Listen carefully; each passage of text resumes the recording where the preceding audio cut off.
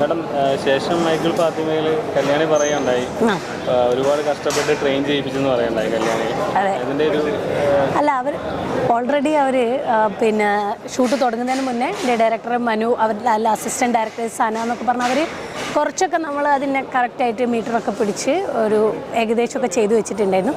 പിന്നെ നമ്മളൊരു സിനിമയാകുമ്പോൾ തന്നെ ഡബ് ചെയ്യുമ്പോൾ അത് കുറച്ചും കൂടിയും അതിനോട് ഏറ്റവും നീതി പുലർത്തി ചെയ്യണം എന്നുള്ളതുണ്ടല്ലോ. അപ്പോൾ അതുകൊണ്ട് പക്ഷേ കല്യാണി ഭയങ്കരമായിട്ട് ഹാർഡ് വർക്ക് ചെയ്യുന്നുണ്ടായിരുന്നു. ഓരോരോ അക്ഷരങ്ങളും ഇപ്പം നമ്മൾ തമിഴും അല്ലെങ്കിൽ ഹിന്ദിയൊക്കെ പറയുന്ന സമയത്ത് എത്രത്തോളം ബുദ്ധിമുട്ടുണ്ടാവും, അതേപോലെയാണ് നമ്മളുടെ പ്രത്യേകിച്ചും കോഴിക്കോട് സ്ലാങ്ങിലൊക്കെ ചില അക്ഷരങ്ങൾ വേണ്ടി വരില്ല, ചിലതിന് കറക്റ്റായിട്ടായിരിക്കില്ല അത് പറയുക. ഷായും സായും ഒക്കെ പ്രശ്നം എന്നുള്ള അതൊക്കെ പറയുമ്പം നമുക്കങ്ങനെ കറക്റ്റായിട്ട് സ്ഫുടമായിട്ടെന്നുള്ളതായിരിക്കില്ല. അപ്പോൾ അതിനൊക്കെ ഒരുപാട് എഫേർട്ട് എടുത്ത് കുറേ ടൈം എടുത്ത് ഒക്കെ.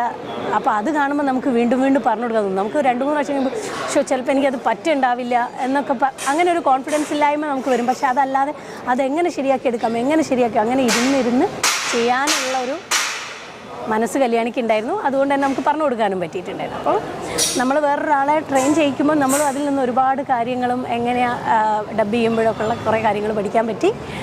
വളരെ സന്തോഷം.